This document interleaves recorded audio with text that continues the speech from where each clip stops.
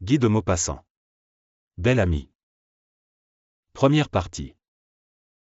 Chapitre 1.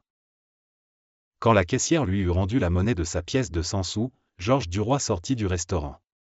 Comme il portait beau, par nature et par pose d'ancien sous-officier, il cambra sa taille, frisa sa moustache d'un geste militaire et familier, et jeta sur les dîneurs attardés un regard rapide et circulaire, un de ces regards de joli garçon, qui s'étendent comme des coups d'épervier. Les femmes avaient levé la tête vers lui, 3 petites ouvrières, une maîtresse de musique entre 2 âges, mal peignée, négligée, coiffée d'un chapeau toujours poussiéreux et vêtue toujours d'une robe de travers, et 2 bourgeoises avec leurs maris, habitués de cette gargote à prix fixe. Lorsqu'il fut sur le trottoir, il demeura un instant immobile, se demandant ce qu'il allait faire. On était au 28 juin, et il lui restait juste en poche 3 francs 40 pour finir le mois. Cela représentait 2 dîners sans déjeuner, ou 2 déjeuners sans dîner, au choix. Il réfléchit que les repas du matin étant de 22 sous, au lieu de 30 que coûtaient ceux du soir, il lui resterait, en se contentant des déjeuners, 1 franc 20 centimes de boni, ce qui représentait encore 2 collations au pain et au saucisson, plus 2 bocs sur le boulevard. C'était là sa grande dépense et son grand plaisir des nuits, et il se mit à descendre la rue Notre-Dame-de-Lorette. Il marchait ainsi qu'au temps où il portait l'uniforme des hussards, la poitrine bombée, les jambes un peu entr'ouvertes comme s'il venait de descendre de cheval, et il avançait brutalement dans la rue pleine de monde, heurtant les épaules, poussant les gens pour ne point se déranger de sa route. Il inclinait légèrement sur l'oreille son chapeau à haute forme assez défraîchi, et battait le pavé de son talon. Il avait l'air de toujours défier quelqu'un, les passants, les maisons, la ville entière, par chic de beaux soldats tombés dans le civil. Quoique habillé d'un complet de 60 francs, il gardait une certaine élégance tapageuse, un peu commune, réelle cependant.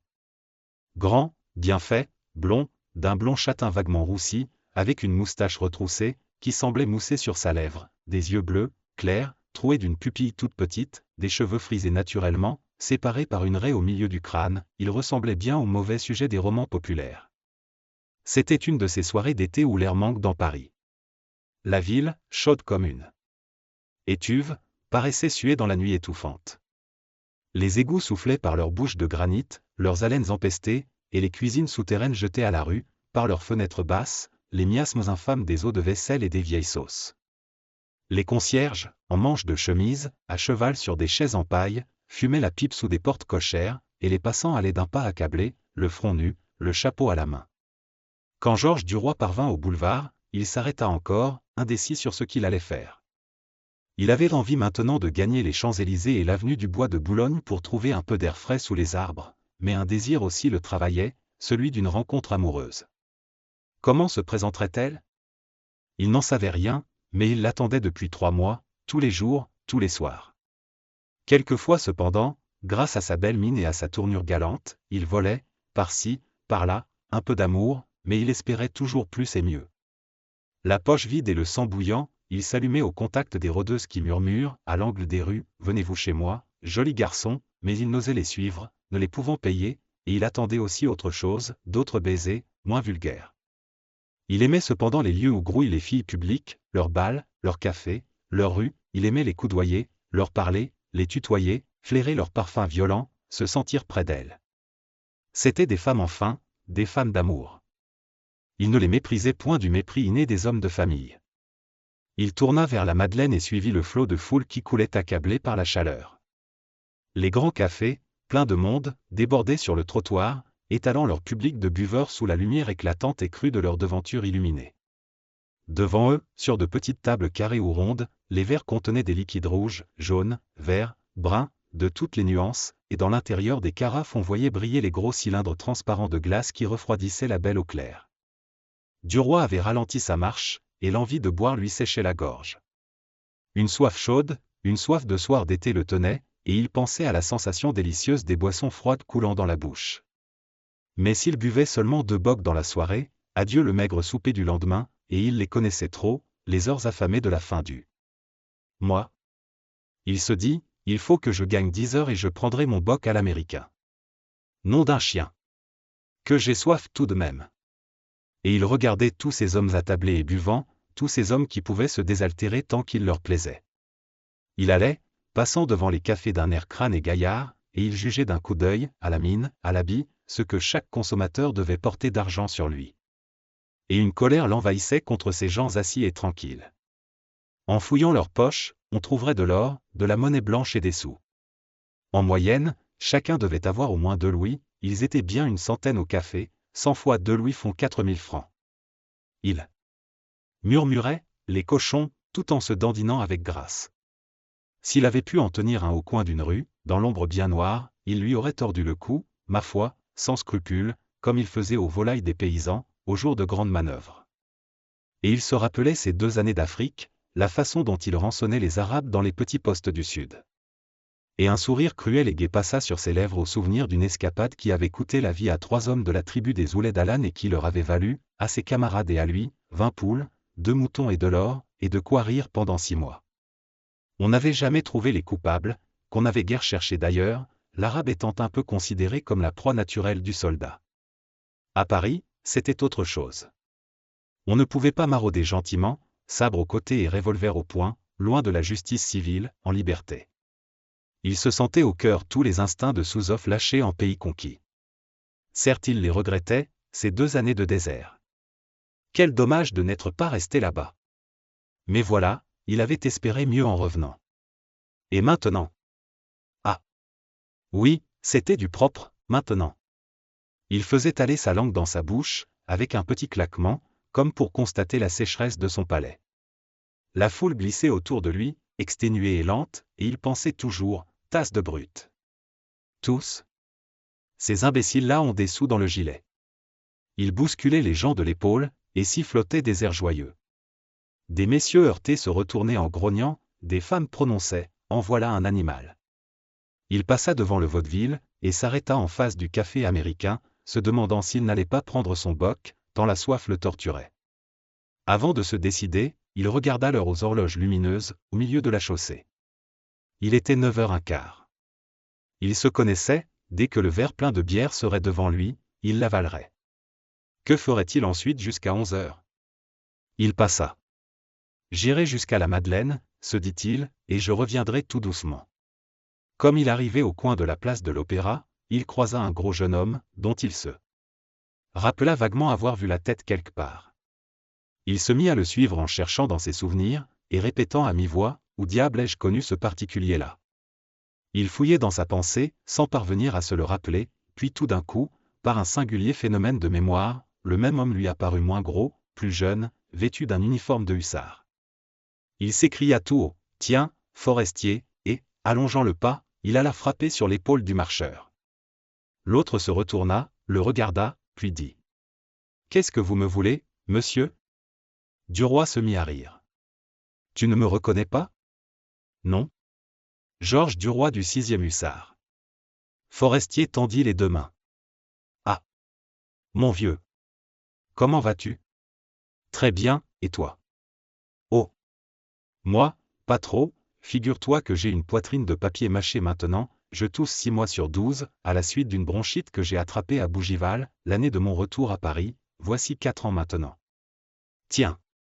Tu as l'air solide, pourtant. » Et Forestier, prenant le bras de son ancien camarade, lui parla de sa maladie, lui raconta les consultations, les opinions et les conseils des médecins, la difficulté de suivre leurs avis dans sa position.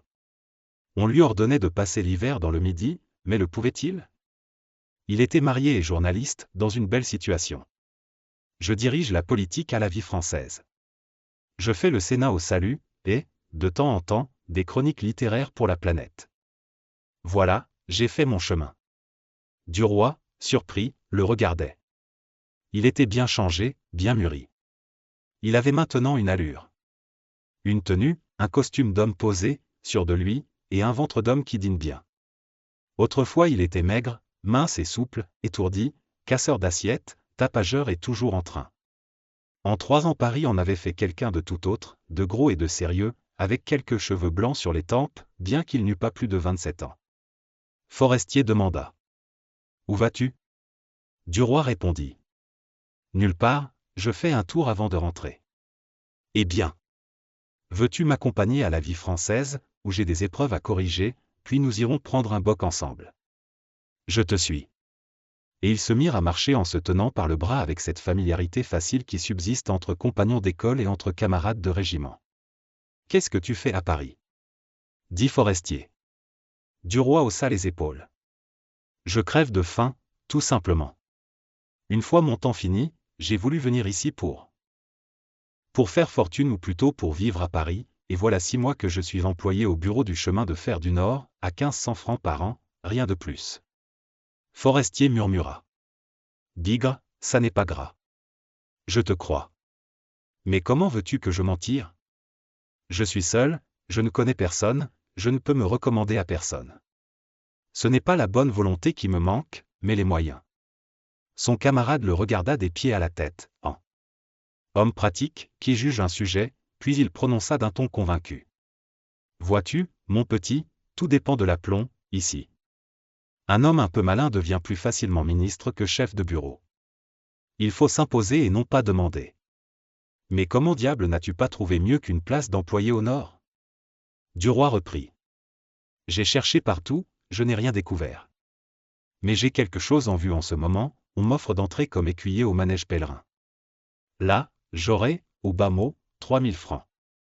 Forestier s'arrêta net. Ne fais pas ça, c'est stupide, quand tu devrais gagner 10 000 francs. Tu te fermes l'avenir du coup. Dans ton bureau, au moins, tu es caché, personne ne te connaît, tu peux en sortir, si tu es fort, et faire ton chemin. Mais une fois écuyer, c'est fini. C'est comme si tu étais maître d'hôtel dans une maison où tout Paris va dîner. Quand tu auras donné des leçons d'équitation aux hommes du monde ou à leurs fils, ils ne pourront plus s'accoutumer à te considérer comme leur égal. Il se tut, réfléchit quelques secondes, puis demanda. Es-tu bachelier? Non. J'ai échoué 2 fois. Ça ne fait rien, du moment que tu as poussé tes études jusqu'au bout. Si on parle de Cicéron ou de Tibère, tu sais à peu près ce que c'est. Oui, à peu près. Bon, personne n'en sait davantage, à l'exception d'une vingtaine d'imbéciles qui ne sont pas fichus de se tirer d'affaire. Ça n'est pas difficile de passer pour fort, va, le tout est de ne pas se faire pincer en flagrant délit d'ignorance. On manœuvre, on esquive la difficulté, on tourne l'obstacle, et on colle les autres au moyen d'un dictionnaire. Tous les hommes sont bêtes comme des oies et ignorants comme des carpes. Il parlait en gaillard tranquille qui connaît la vie, et il souriait en regardant passer la foule. Mais tout d'un coup il se mit à tousser, et s'arrêta pour laisser finir la quinte, puis, d'un ton découragé. Est-ce pas assommant de ne pouvoir se débarrasser de cette bronchite? Et nous sommes en plein été. Oh! Cet hiver, j'irai me guérir à Menton. Tant pis, ma foi, la santé avant tout. Ils arrivèrent au boulevard Poissonnière, devant une grande porte vitrée, derrière laquelle un journal ouvert était collé sur les 2 faces. 3 personnes arrêtées le lisaient. Au-dessus de la porte s'étalait, comme un appel, en grandes lettres de feu dessinées par des flammes de gaz, la vie française. Et les promeneurs passant brusquement dans la clarté que jetaient ces 3 mots éclatants apparaissaient tout à coup en pleine lumière, visibles, clairs et nets comme au milieu du jour, puis rentraient aussitôt dans l'ombre. Forestier poussa cette porte, entre, dit-il. Duroy entra, monta un escalier luxueux et sale que toute la rue voyait, parvint dans une antichambre, dont les 2 garçons de bureau saluèrent son camarade, puis s'arrêta dans une sorte de salon d'attente, poussiéreux et fripé, tendu de faux velours d'un vert pisseux, criblé de taches et rongé par endroits, comme si des souris l'eussent grignoté. Assieds-toi, dit Forestier, je reviens dans 5 minutes. Et il disparut par une des 3 sorties qui donnaient dans ce cabinet. Une odeur étrange, particulière, inexprimable, l'odeur des salles de rédaction, flottait dans ce lieu. Duroy demeurait immobile, un peu intimidé, surpris surtout. De temps en temps des hommes passaient devant lui, en courant, entraient par une porte et partis par l'autre avant qu'il eût le temps de les regarder. C'étaient tantôt des jeunes gens, très jeunes, l'air affairé, et tenant à la main une feuille de papier qui palpitait au vent de leur course, tantôt des ouvriers compositeurs, dont la blouse de toile tachée d'encre laissait voir un col de chemise bien blanc et un pantalon de drap pareil à celui des gens du monde, et ils portaient avec précaution des bandes de papier imprimées, des épreuves fraîches, tout humides. Quelquefois un petit monsieur entrait, vêtu avec une élégance trop apparente, la taille trop serrée dans la redingote, la jambe trop moulée sous l'étoffe, le pied étreint dans un soulier trop pointu, quelques reporters mondains apportant les échos de la soirée. D'autres encore arrivaient, graves, importants, coiffés de hauts chapeaux à bord plat, comme si cette forme les eût distingués du reste des hommes. Forestier reparut tenant par le bras un grand garçon maigre, de 30 à 40 ans, en habit noir et en cravate blanche, très brun, la moustache roulée en pointes aiguës, et qui avait l'air insolent et content de lui. Forestier lui dit « Adieu, cher maître ». L'autre lui serra la main, « Au revoir, mon cher », et il descendit l'escalier en sifflotant, la canne sous le bras. Duroy demanda. « Qui est-ce » ? C'est Jacques Rival, tu sais, le fameux chroniqueur, le duelliste. Il vient de corriger ses épreuves. Garin, Montel et lui sont les 3 premiers chroniqueurs d'esprit et d'actualité que nous ayons à Paris. Ils gagnent ici 30 000 francs par an pour 2 articles par semaine. Et comme ils s'en allaient, ils rencontrèrent un petit homme à longs cheveux, gros, d'aspect malpropre, qui montait les marches en soufflant. Forestier salua très bas. Norbert de Varenne, dit-il, le poète, l'auteur des Soleils morts, encore un homme dans les grands prix. Chaque conte qu'il nous donne coûte 300 francs, et les plus longs n'ont pas 200 lignes. Mais entrons au napolitain, je commence à crever de soif. Dès qu'ils furent assis devant la table du café, Forestier cria « 2 bocs » et il avala le sien d'un seul trait, tandis que Duroy buvait la bière à lente gorgée, la savourant et la dégustant, comme une chose précieuse et rare. Son compagnon se taisait, semblait réfléchir, puis tout à coup. « Pourquoi n'essaierais-tu pas du journalisme » L'autre, surpris, le regarda, puis il dit. « Mais, c'est que, je n'ai jamais rien écrit. » Bah. On essaie, on commence. Moi, je pourrais t'employer à aller me chercher des renseignements, à faire des démarches et des visites.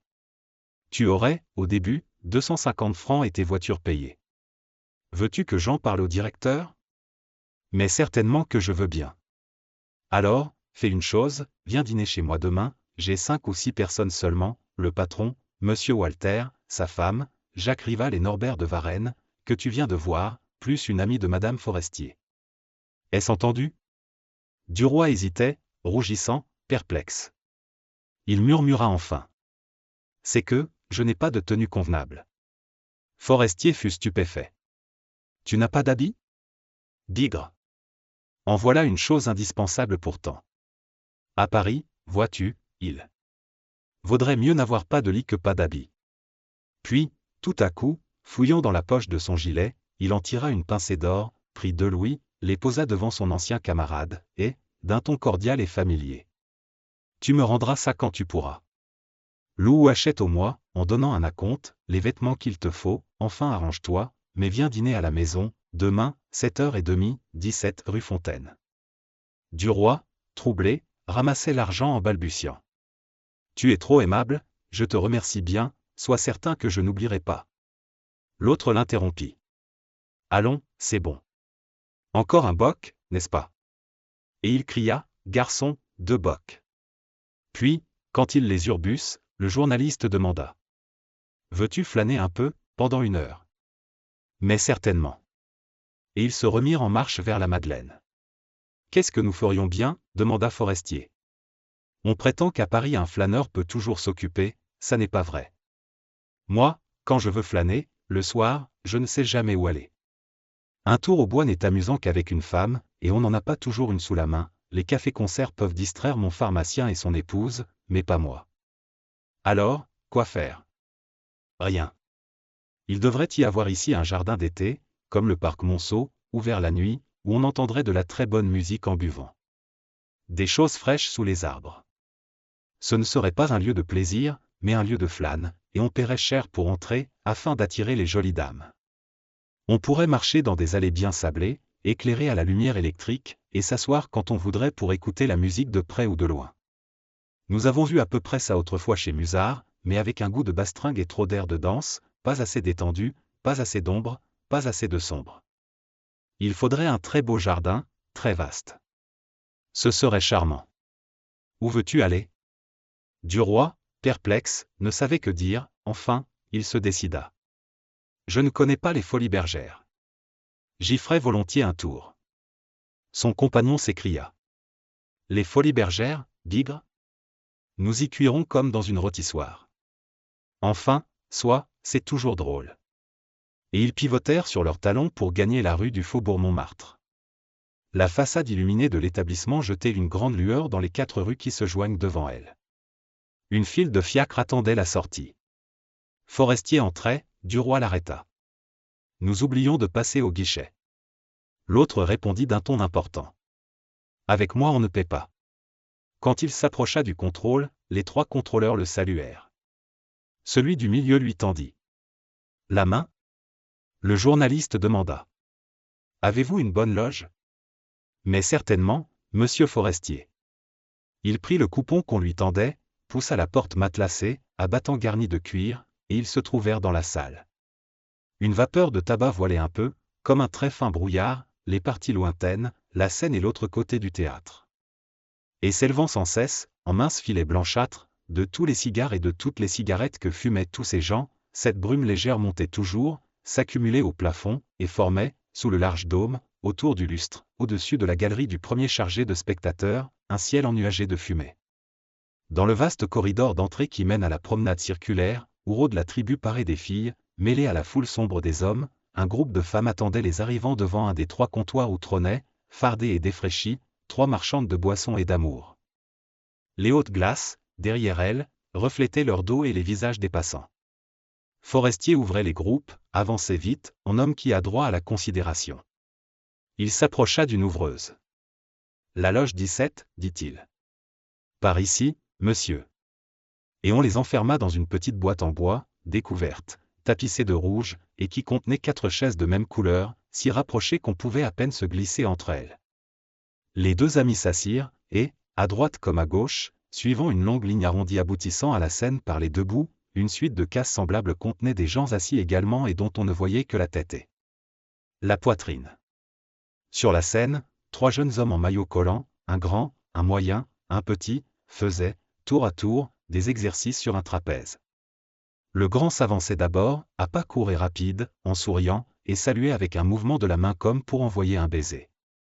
On voyait, sous le maillot, se dessiner les muscles des bras et des jambes, il gonflait sa poitrine pour dissimuler son estomac trop saillant, et sa figure semblait celle d'un garçon coiffeur, car une raie soignée ouvrait sa chevelure en 2 parties égales, juste au milieu du crâne. Il atteignait le trapèze d'un bond gracieux, et, pendu par les mains, tourné autour comme une roue lancée, ou bien, les bras raides, le corps droit, il se tenait immobile, couché horizontalement dans le vide, attaché seulement à la barre fixe par la force des poignets. Puis il sautait à terre, saluait de nouveau en souriant sous les applaudissements de l'orchestre, et allait se coller contre le décor, en montrant bien, à chaque pas, la musculature de sa jambe. Le second, moins haut, plus trapu, s'avançait à son tour et répétait le même exercice, que le dernier recommençait encore, au milieu de la faveur plus marquée du public. Mais Duroy ne s'occupait guère du spectacle, et, la tête tournée, il regardait sans cesse derrière lui le grand promenoir plein d'hommes et de prostituées. Forestier lui dit, remarque donc l'orchestre, rien que des bourgeois avec leurs femmes et leurs enfants, de bonnes têtes stupides qui viennent pour voir. Aux loges, des boulevardiers, quelques artistes, quelques filles de demi-choix, et, derrière nous, le plus drôle de mélange qui soit dans Paris. Quels sont ces hommes? Observe-les.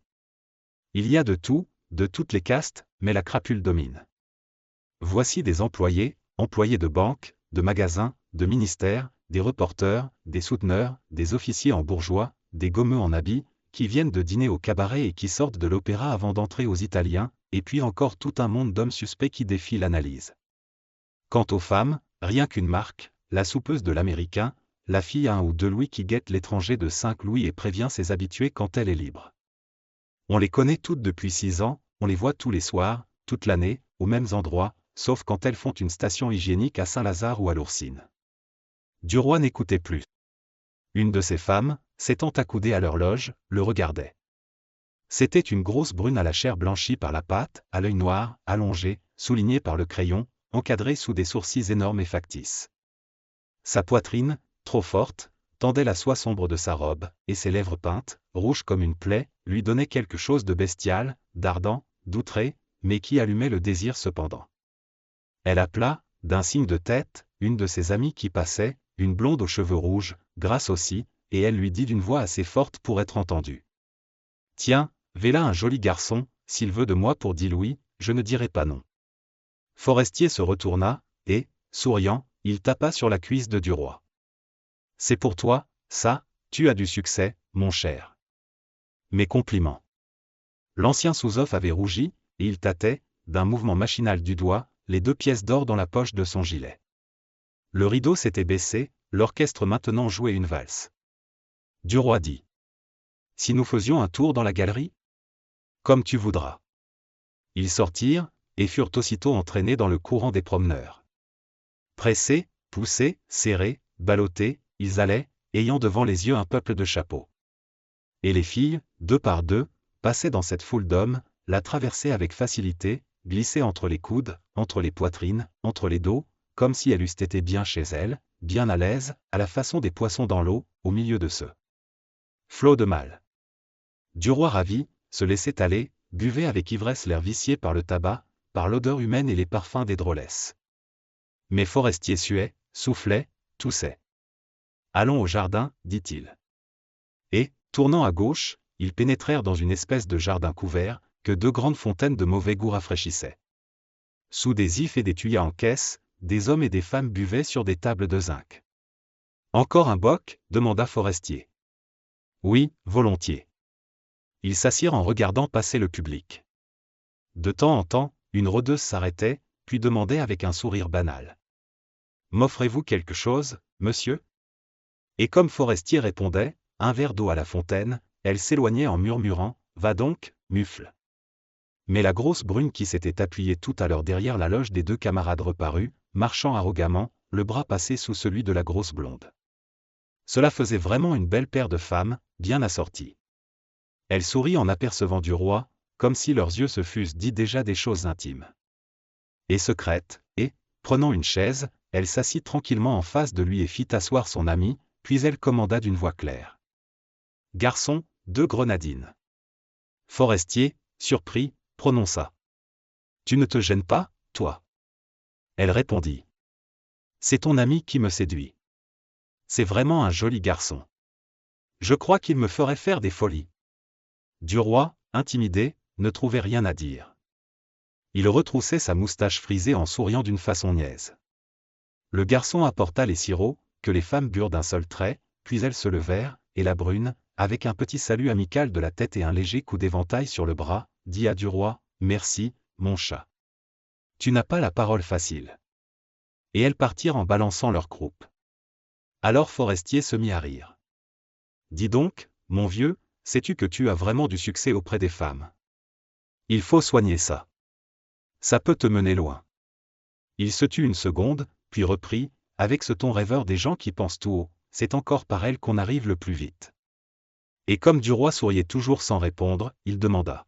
« Est-ce que tu restes encore ? » « Moi, je vais rentrer, j'en ai assez. » L'autre murmura. « Oui, je reste encore un peu. Il n'est pas tard. » Forestier se leva. « Eh bien. Adieu, alors. À demain. N'oublie pas. 17 rue Fontaine, 7h30. C'est entendu, à demain. Merci. » Ils se serrèrent la main, et le journaliste s'éloigna. Dès qu'il eut disparu, Duroy se sentit libre, et de nouveau il tâta joyeusement les 2 pièces d'or dans sa poche, puis, se levant, il se mit à parcourir la foule qu'il fouillait de l'œil. Il les aperçut bientôt, les 2 femmes, la blonde et la brune, qui voyageaient toujours de leur allure fière de mendiantes, à travers la cohue des hommes. Il alla droit sur elles, et quand il fut tout près, il n'osa plus. La brune lui dit. « As-tu retrouvé ta langue ?» Il balbutia, parbleu, sans parvenir à prononcer autre chose que cette parole. Ils restaient debout tous les 3, arrêtés, arrêtant le mouvement du promenoir, formant un remous autour d'eux. Alors, tout à coup, elle demanda. « Viens-tu chez moi ?» Et lui, frémissant de convoitise, répondit brutalement. « Oui, mais je n'ai qu'un louis dans ma poche. » Elle sourit avec indifférence. « Ça ne fait rien. » Et elle prit son bras en signe de possession. Comme il sortait, il songeait qu'avec les autres 20 francs il pourrait facilement se procurer, en location, un costume de soirée pour le lendemain.